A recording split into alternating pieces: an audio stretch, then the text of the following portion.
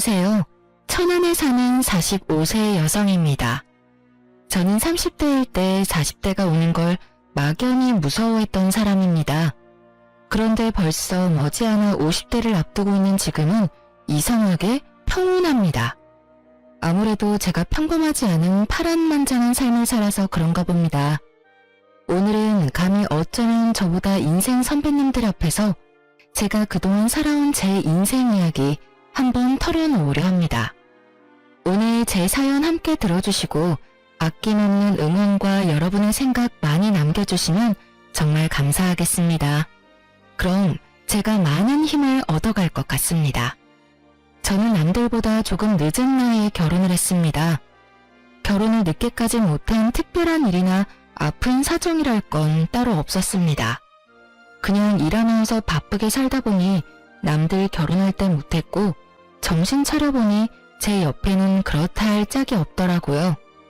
만약 과거로 돌아간다면 저는 사랑을 마음껏 할 것 같아요. 사랑하는 것도 짝을 만나는 것도 다 좋은 때가 있다고 생각하거든요. 남편은 제가 37살일 때 처음 아는 사람 소개로 만났습니다. 그는 39살이었고 저보다 2살 연상이었습니다. 30대 적정 나이를 넘어가면 아무래도 짝을 찾기가 쉽지 않잖아요. 주변에 일단 싱글인 사람이 별로 없는 건 둘째치고 나이가 있는 만큼 다들 보는 눈이 높아지니까요. 그런데 이상하게 남편과 저는 첫눈에 서로를 마음에 들어 했습니다. 첫 만남부터 좋았지만 아무래도 둘 다 40대를 바라보는 적지 않은 나이라 20대 때처럼 막 스파크가 튀고 불타오르는 연애를 한 건 아니었어요. 그 대신 저희는 굉장히 안정적이고 편안한 연애를 했습니다.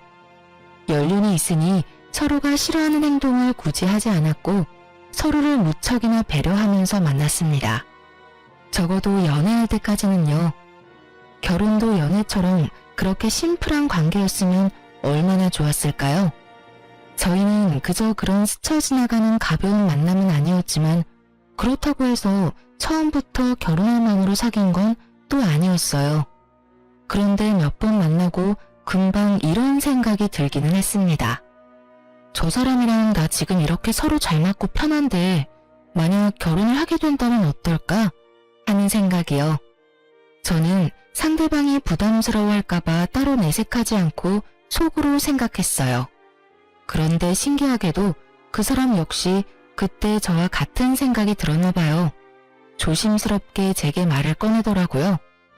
그러지 말고 우리 더 늦기 전에 결혼하는 게 어때?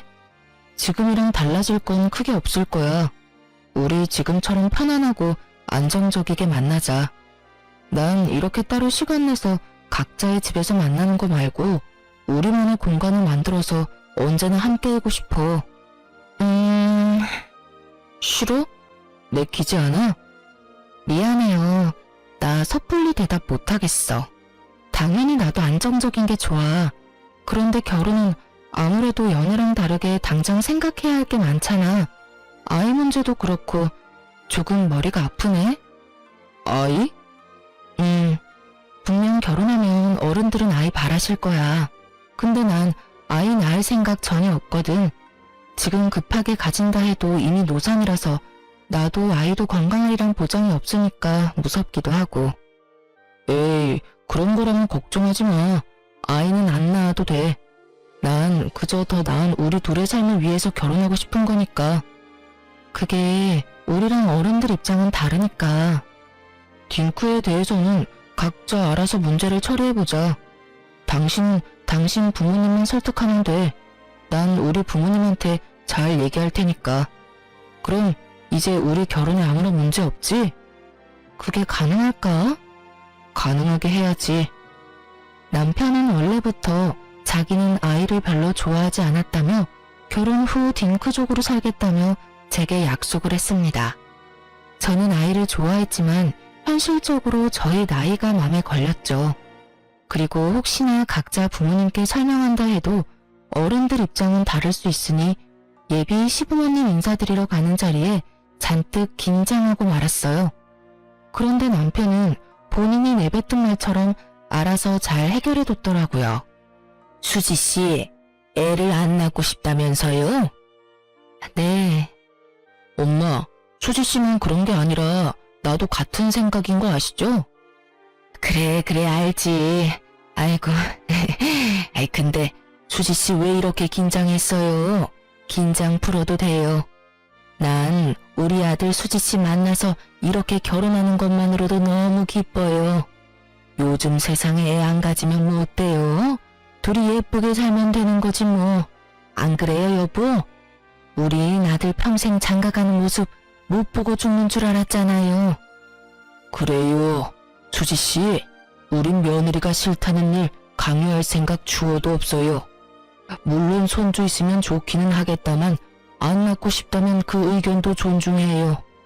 결혼 같은 거 하고 싶지 않다던 내 아들이 단번에 결혼하고 싶은 사람이 생겼다 해서 나랑 우리 집사람이랑 많이 놀랐었어요.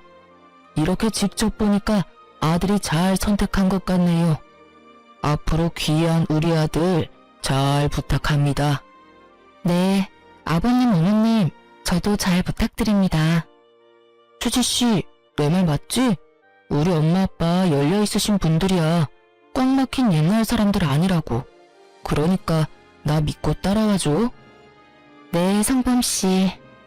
그렇게 저희는 양가 부모님의 축하를 받으며 결혼을 준비했습니다.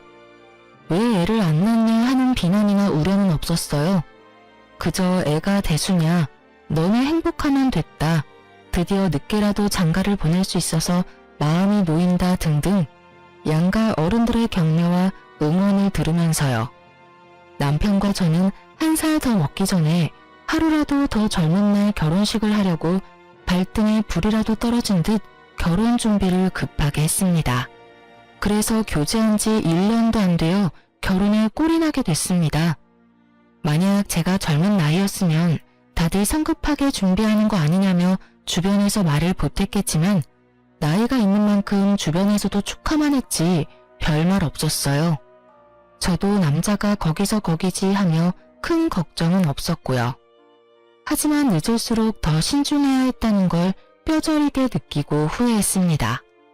저희 남편은 대기업 회사원이었는데 세금 떼고 월급이 500만 원 좀 넘었습니다. 제가 생활비를 얼마씩 달라고 얘기한 적 없는데 남편은 알아서 넉넉하게 꼬박꼬박 생활비를 잘 줬어요. 저는 원래 학원에서 아이들을 가르치는 선생이었는데 결혼 후 그만둬서 모아둔 돈 외에는 이렇다 할 수입이 없었거든요. 애도 안 낳으니까 시간도 남으니 맞벌이 하려고 했지만 시부모와 남편이 맞벌이를 강력하게 원하지 않았습니다. 아가, 여자는 내조만 잘하면 된다. 굳이 바깥일 안 해도 된단다. 여보, 나 못 믿어? 여보 하나쯤은 내가 먹여 살릴 수 있어.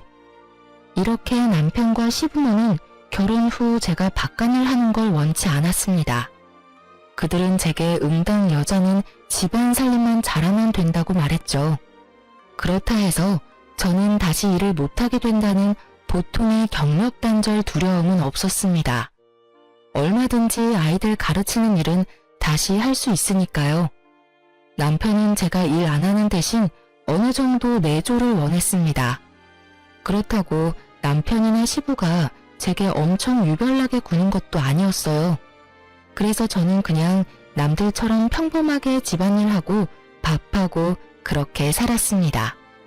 남편 성격은 그 정도면 다정한 편에 속했고 저희는 각자 서로 맡은 일들을 해내며 감정 상하는 일 없이 잘 지냈습니다.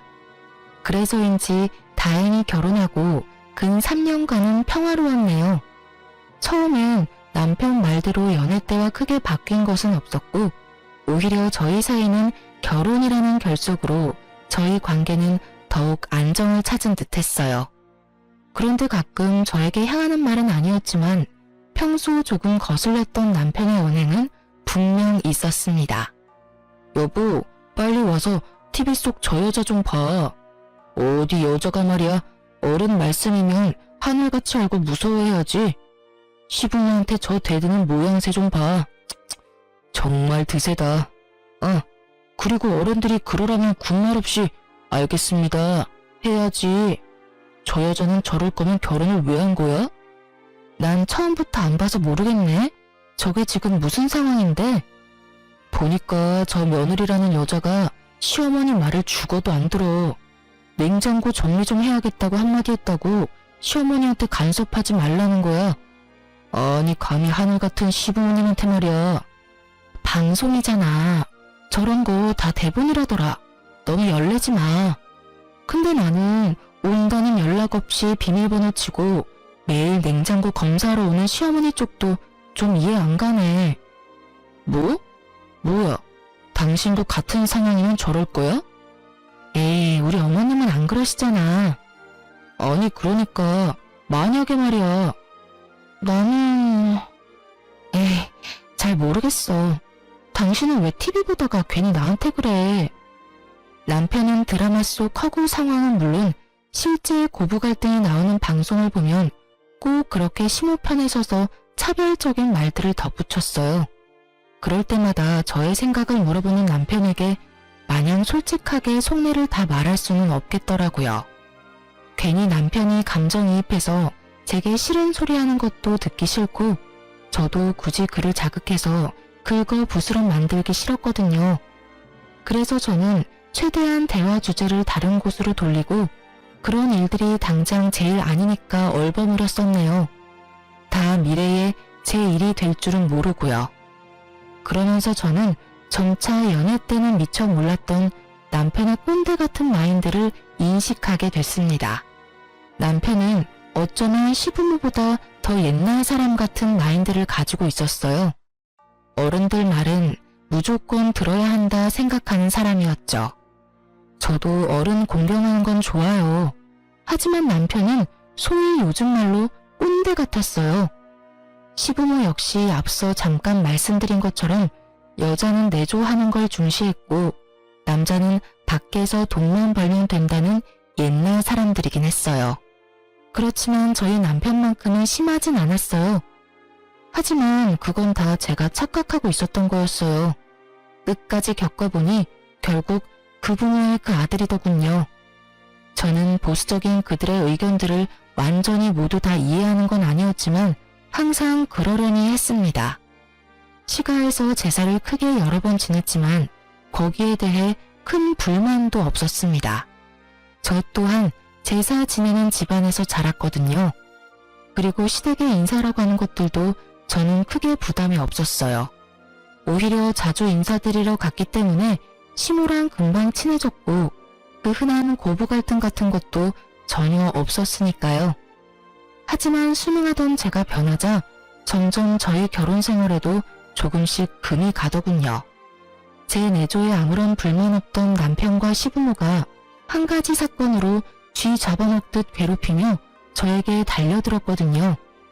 다름이 아니라 이미 저희는 3년 전에 아이를 낳지 않겠다 합의하고 결혼을 한 거잖아요.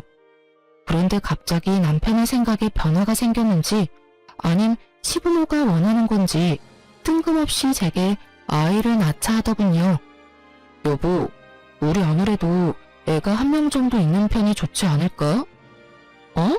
아이? 갑자기 무슨 말이야 그게. 우리 결혼하기 전에 분명 아이 안 낳고 딩크족으로 살기로 했잖아. 그랬었나? 뭐 그랬어도 지금은 생각 바뀐 지 오래야. 나이 들어갈수록 왜 이렇게 애들이 귀여워 보이는지 모르겠어. 나도 이젠 조카 바보 말고 아들 바보, 딸 바보 하고 싶다. 여보, 우리 노력 좀 해보자. 엄마한테 보약 좀 지어달라 할까? 에이, 큰일 날 소리 하지 마. 애 낳기에는 이젠 너무 늦었지. 40 넘어서 그게 무슨 소리야? 정말 난 싫어. 뭐? 자기 혹시 애 혐오해? 아니, 혐오라니. 내가 혐오하면 조카들 예뻐하겠어? 그래, 다행이다. 혐오하는 거 아니지? 그래, 당연하지. 난 그냥 노선의 위험이 싫을 뿐이야. 괜찮아, 괜찮아. 그냥 한 명 낳자. 뭐? 지금 자꾸 뭐가 괜찮다는 거야? 아니, 당신이 낳고 싶다 해서 애가 바로 낳아지는 게 아니잖아. 게다가 내가 위험한 건데 당신이 뭐가 괜찮다는 거야? 아니, 당신 나랑 같이 부부로 살면서 이제 내 성격 잘 알 거 아니야? 설마 아직도 내 성격 모르겠어? 다들 결혼 전에는 당연히 서로 듣고 싶은 말만 해주고 보기 좋은 모습만 보이려고 내숭부리잖아. 나도 그랬던 것뿐이야. 근데 이제는 당장 아이가 필요해. 도대체 몇 번을 말하게 만들어? 여자라면 그런 리스크들을 감수하는 게 당연하잖아. 당신은 애가 뭐 물건이야? 생명 이야기 하는데 뭘 그렇게 마트에서 물건 고르는 것 같은 뉘앙스로 말해. 당신 뭐 필요하다고 말하면 애가 바로 생기냐고. 그리고 진짜 말하는 거 너무 웃기잖아. 나보고 리스크를 감수하라고? 당신 만약 나 애 낳다가 죽기라도 하면 어쩔 건데. 나 지금 엄청 무서워. 난 분명히 노산 싫다고 말했었잖아. 나 이 결혼 당신만 믿고 한 건데 갑자기 나한테 임신을 강요하는 느낌이라 좀 당황스럽다. 내가 당신이랑 결혼한 이유는 말이야. 딱 한 가지야. 난 우리 엄마 아빠한테 나 닮은 손주 안겨드리고 싶어. 그거 아니었음 난 평생 혼자 살았을 거야. 그게 다 무슨 소리야. 전엔 그런 말 나한테는 안 했었잖아. 그야 거짓말한 거지. 그렇게 내가 딩크하자고 밑밥 깔아놔야 당신이 거부감 없이 나랑 바로 결혼할 테니까. 뭐? 진짜 이기적이다. 어떻게 그런 거짓말을 해. 난 싫어. 절대 애 안 낳을 거야. 앞으로 나한테 그 어떤 기대도 하지 마. 당신 말 듣고 내가 딱 결심했어. 아이씨, 그럼 네가 우리 엄마한테 가서 말해봐. 애 안 낳을 거라 못 박으라고 네가 직접 말이야. 못하지? 못하겠지? 당신 정말 책임감 없다. 내가 알던 그 남자 어디 갔어? 아니, 그 반대야. 책임감이 있으니까 아이 낳자고 하는 거지. 그 후로 저희는 아이 얘기만 나오면 서로 토시 하나 안 틀리고 매번 똑같은 레파토리로 말싸움을 하곤 했습니다. 저는 절대 못 낳는다였고 남편은 무조건 낳아야 한다였죠. 남편의 집요함이 통하지 않자 얼마 안 가 시부모까지 대놓고 임신 압박을 주더라고요. 너희는 아직까지 아무런 소식 없냐? 네? 빨리 낳고야 싶죠. 그런데 아빠, 이 사람이 영 협조를 안 해요. 엄마, 와이프가 노산이라 자꾸 애 낳기 싫대요. 얄밉게 남편은 시부모 앞에서 본인은 애 낳고 싶은데 와이프가 싫다고 해서 못 낳는 중이라고 쐐기를 박았습니다. 그러자 시부모의 모든 원망의 눈초리와 질타는 제게로 날아오더군요. 그게 아버님 어머님. 어머, 얘, 너 결혼까지 했는데 그런 무책임한 말이 어딨니? 애는 낳아야지. 그리고 너 얼마 전에 어떤 50대 여자도 건강하게 임신해서 출산까지 한 거 아니? 그 사람 뉴스에도 나왔어. 그러니까 너도 너무 겁먹지 말고 자신감을 좀 가져라. 죄송합니다. 저희 애 안 낳아요. 저는 분명 결혼 전에 양가 부모님께 말씀 충분히 드린 걸로 기억해요. 그때 어머님 아버님도 괜찮다고도 하셨잖아요. 그거는 당연히 그때 일이고 지금 나는 하나도 괜찮지가 않어. 에이그 고집하고는. 요즘 안 그래도 20, 30대 저출산 때문에 아주 심각하다는데 애미 넌 이 나라를 생각하는 마음 같은 건 조금도 없니? 얼른 한 명 낳아서 애국해야 할 거 아니야? 시모에 이어 시부가 제게 애국심이 없다며 혀를 끌끌 찼습니다. 그 뒤로 시모는 TV 속 나오는 사연들처럼 말도 없이 수시로 저희 집을 들이닥쳤습니다. 청소를 똑바로 해라. 매일 새 반찬 미리 만들어놔라. 잔소리 폭탄을 하며 제게 스트레스를 줬어요. 그러다 하루는 온 가족이 또 저를 회유하려고 하더군요. 시모는 저 먹일 잔뜩 보약을 지어와서 이렇게 말했습니다. 아가, 일전에 너 애기 낳기 싫다는 말은 내 못 들은 걸로 하마. 자, 이거 여자 몸에 좋은 한약이다. 한의원 가서 제일 귀하고 비싼 것들로만 지어왔으니까 넌 그냥 삼시세끼 밥만 잘 챙겨 먹고 이 한약들 한 방울도 남김없이 야무지게 챙겨 먹어라. 한약이요? 그래, 임신 잘 되는 한약이야. 우와, 당신 정말 결혼 잘했지? 이렇게까지 배려해주는 시부모님 세상 어디 없어. 시부모와 남편 중 단 한 명도 제 이야기를 들어주는 사람은 없었습니다. 벽에 대고 얘기하는 느낌이라 저는 입을 꾹 다물어 버렸어요. 그러자 시모는 안 되겠다며 제 손을 꼭 붙잡고 눈물 그렁그렁한 눈으로 애원했어요. 아마 강압적인 방법이 안 되니까 눈물 호소한 거였겠죠? 예, 너 무섭고 힘든 마음 왜 모르겠니? 충분히 안다. 그럼 일단 노산이 무서운 거면 산부인과 진료라도 받아보자꾸나. 애를 꼭 낳든 안 낳든 여자는 자궁이 건강해야 해. 응? 이게 다 너를 위해서야. 시모는 저를 볼 때마다 그렇게 끊임없이 설득과 강요를 했고 결국 끈질긴 시모 덕에 마음 약한 저는 시모가 예약한 산부인과 진료를 남편과 함께 받으러 갔습니다. 의사는 산모가 고령이기는 하지만 나이에 비해 건강하고 산전 검사 결과 임신이 아예 불가능한 게 아니라 하더군요. 그리고 오히려 저보다는 남편에게 경고를 했습니다. 남편분, 웬만하면 담배랑 술을 줄이세요. 그럼 저희 아직 임신하기 늦지 않았죠? 아이 가질 수 있는 거죠? 네, 다만 건강관리 잘 하세요. 그때 의사가 하는 말에 저도 묘한 안도감이 들면서 잠깐 희망을 봤던 것 같아요. 또 시부모와 남편의 말을 들었을 때는 임신이라는 게 무섭게만 느껴졌는데 장소가 산부인과다 보니 엄마가 되고 싶다는 본능이 깨어나더라고요. 당신 이래도 또 노산 타령할래? 지금 안 나오면 우리 영영 애 못 가져. 좋아. 그 대신 딱 한 명만 낳는 거야? 정말? 절대 고집 안 꺾일 것 같더니 이렇게 쉽게 꺾였어. 고마워 여보.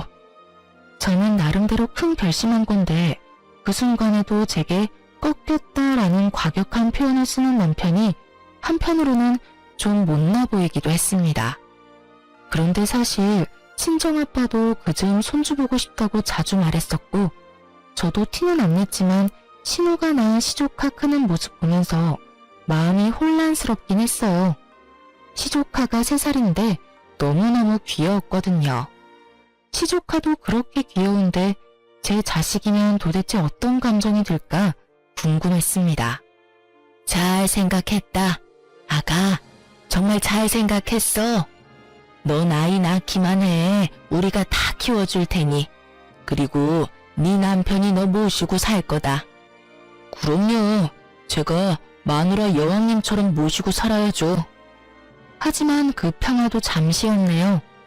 제가 애를 낳는다는 결정에 양가 집안에서 더할 나위 없이 너무 좋아하셨죠. 물론 저희 친정엄마는 노산이라 제 건강 걱정을 많이 하셨고요.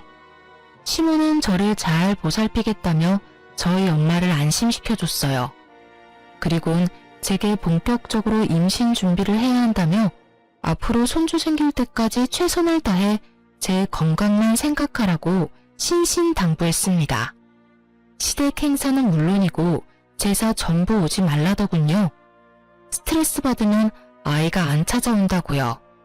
속물인가 마음에 찔리긴 했지만 임신을 빌미로 시댁을 안 가도 되니 솔직히 너무 편하고 좋더라고요.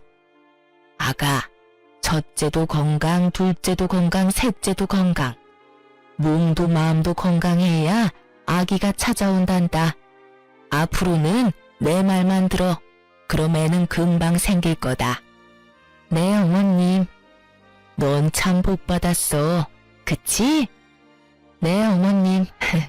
챙겨주셔서 감사합니다. 그럼 나 같은 시어머니 어디 없다. 그런데 시모는 점점 제 생활 모든 것을 컨트롤하려 했어요. 이유는 모르겠으나 가까운 국내 여행도 못 가게 했으니까요. 여행을 간다고? 안 된다. 부정 타. 네? 부정 탄다고요? 하지만 가까운 곳인데? 애 낳고도 충분히 여행 갈 수 있잖니. 예, 임신이 쉬운 줄 아니? 지금부터 행동거지 똑바로 해야지. 저는 아직 임신도 안 했는데 시모는 도대체 뭔 생각으로 여행도 못 가게 할까 의문이 쌓이기 시작했어요. 차라리 임신하려면 여행이 좋은 기회이겠다는 생각도 했었고요. 결국 남편 휴가 때 저희 부부 여행도 못 가게 하던 시모였어요.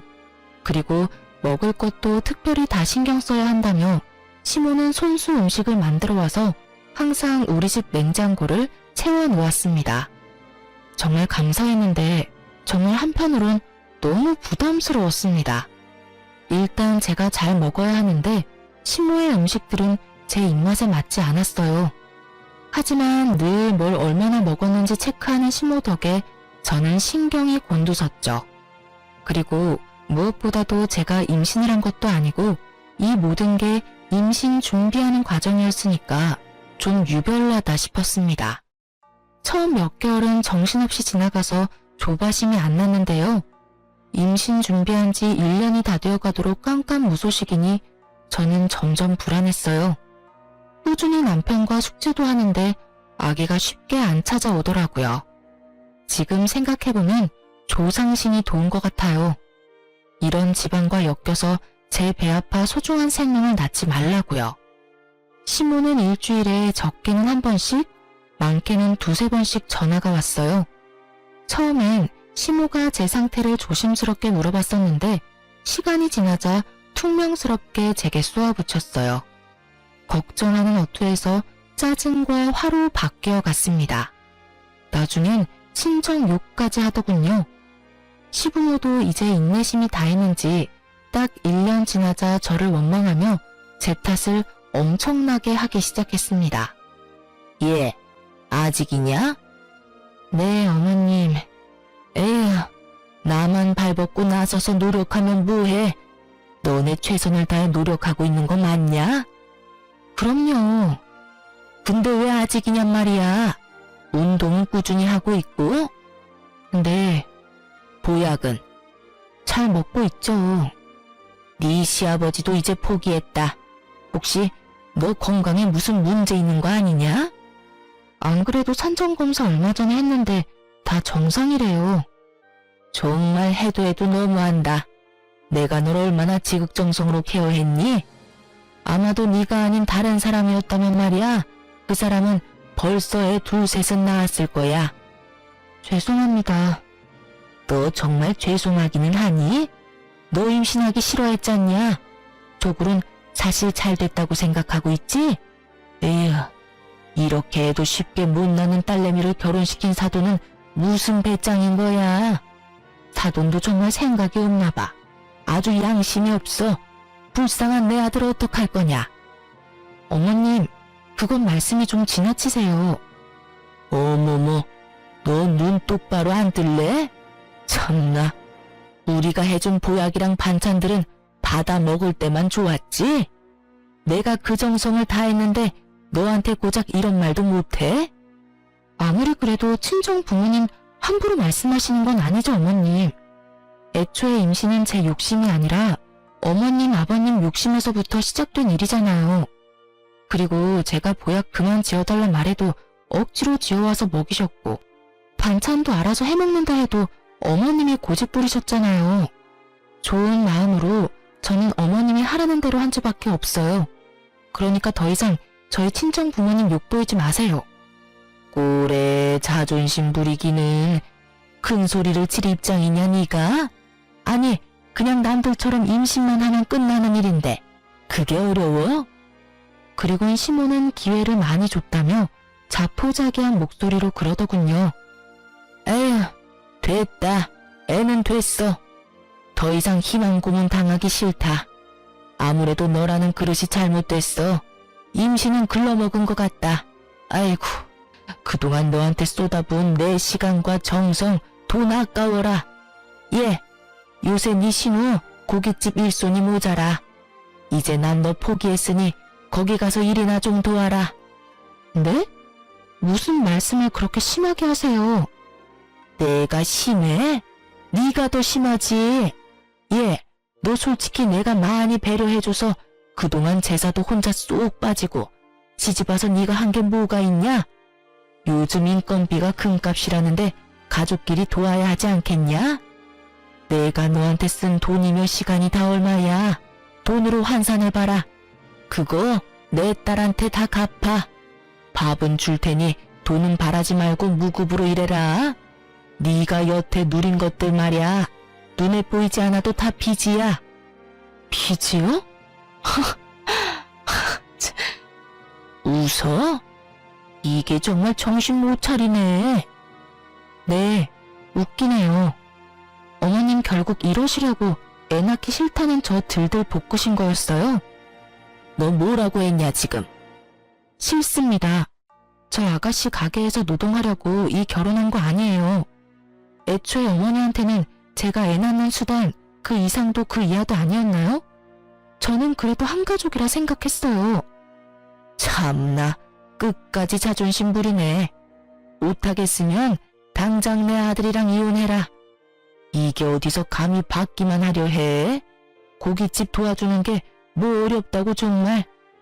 시모가 친정을 들먹이며 선을 넘기 시작할 때 고민할 것도 없이 이 집안과 연을 끊어야겠다 마음먹었어요.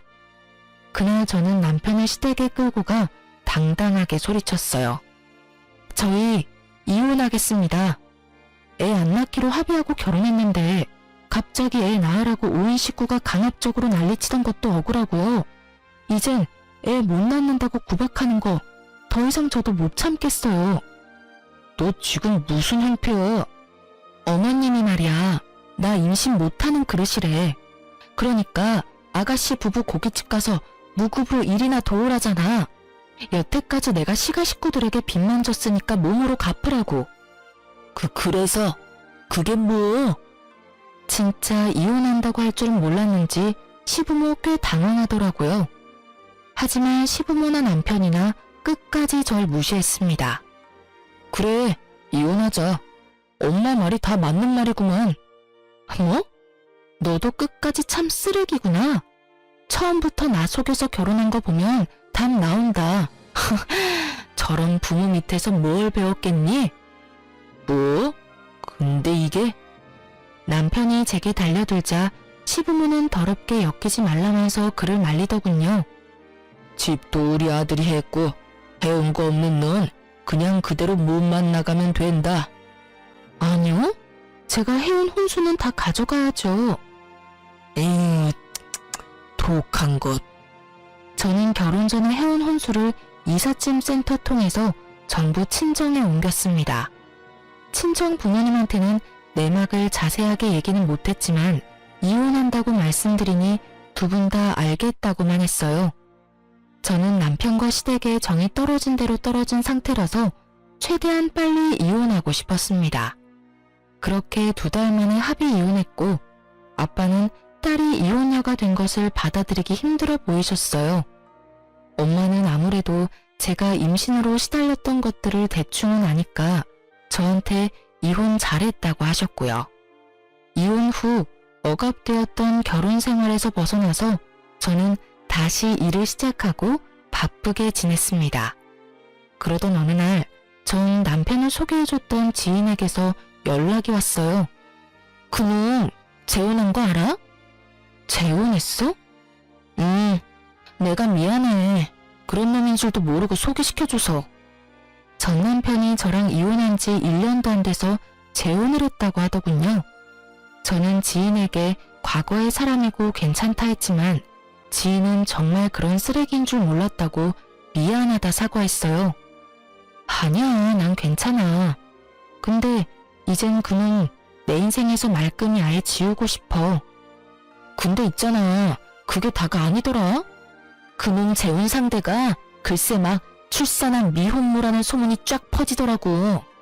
재혼한 지 얼마 안 됐는데 갓난아기 데리고 다니는 걸 본 사람이 있나 봐. 그래서 알아보니까 그 미혼모가 내 대학 후배더라. 세상 참 좁지? 그리고 지금부터 내가 하는 말 잘 들어야 해. 너무 충격받지 말고.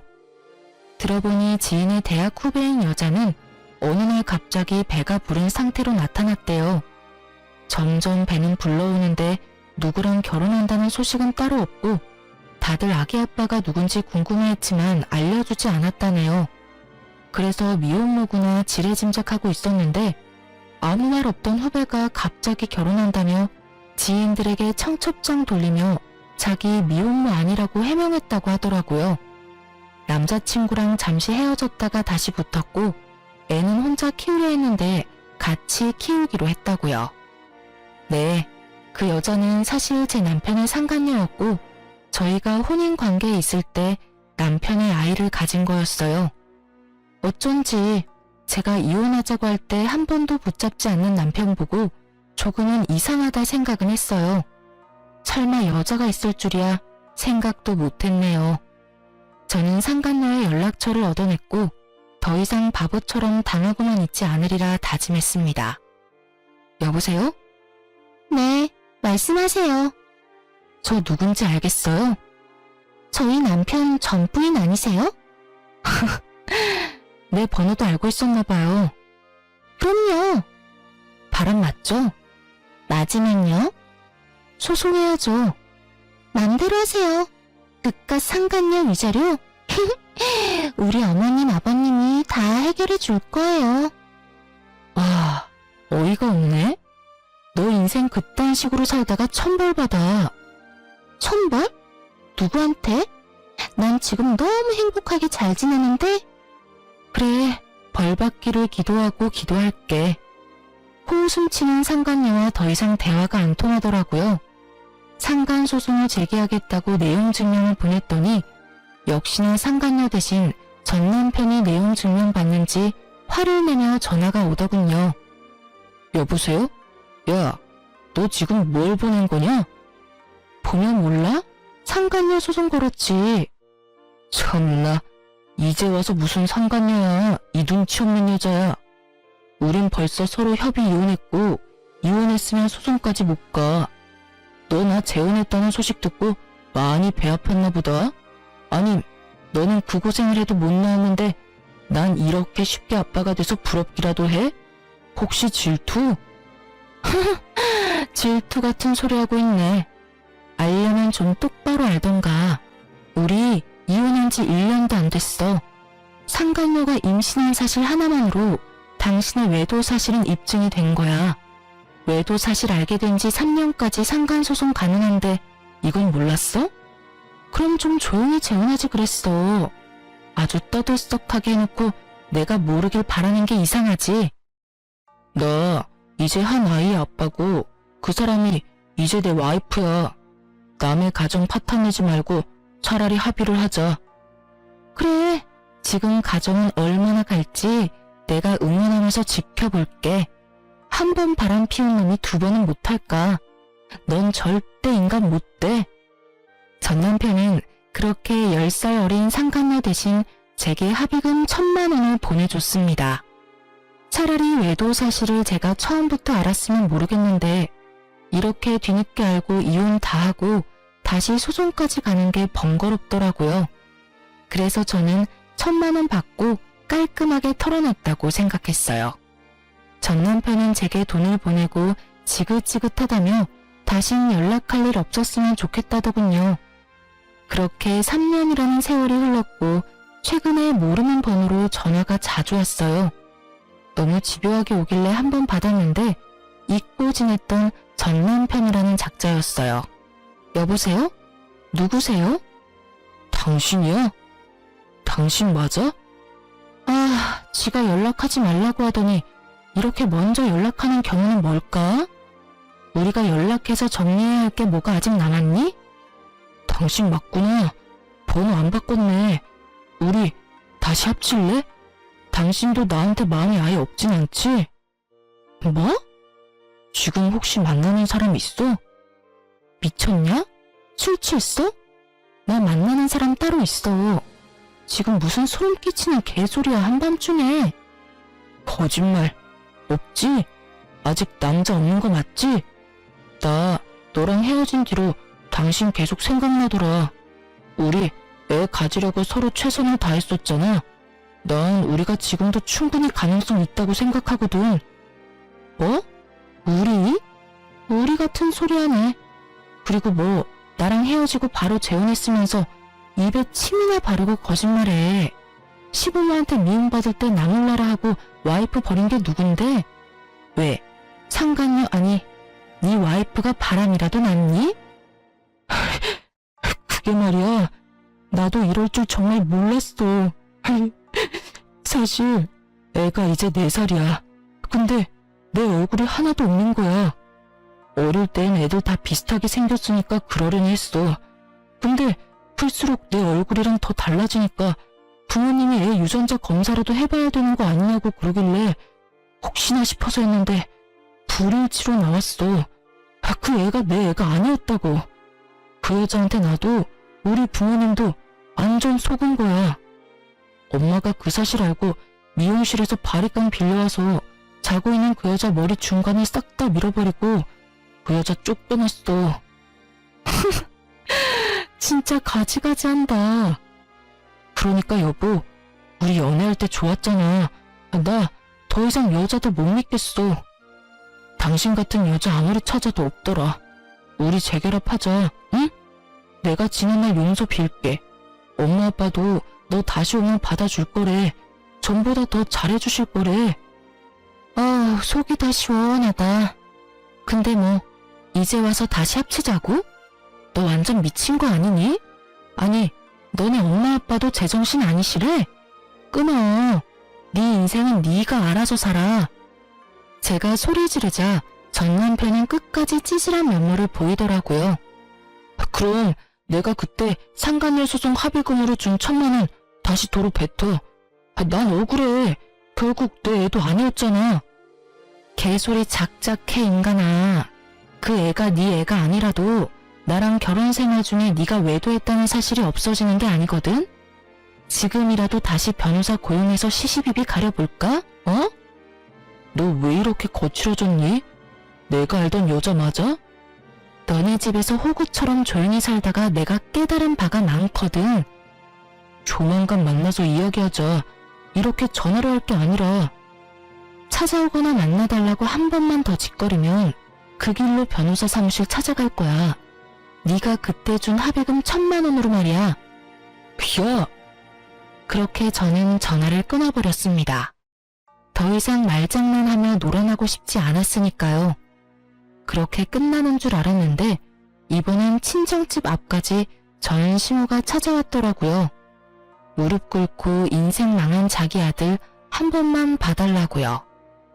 예, 살아보니까 너만한 참한 며느리감 없더라. 세상 참 무서워. 난 아가씨들이 다 아가 너처럼 착할 줄 알았지. 아가 그동안 많이 힘들고 서운했지? 나도 돈도 잃고 상처도 받고 많이 힘들었단다. 우리 지난날 아픔 상처 입고 서로 보듬어 가면서 살자꾸나, 응? 글쎄 그 몹쓸 물건이 우리 돈까지 다 해먹고 갔단다. 아줌마, 무슨 일인지는 모르겠지만요. 더 이상 제 알 바 아니잖아요. 소름 끼치는 소리 그만하고 일어나세요. 저보고 몸만 가지고 나가라던 그분이 지금 왜 이러시는 걸까요? 그리고 제가 미쳤다고 그 지옥을 제 발로 걸어 들어가겠습니까?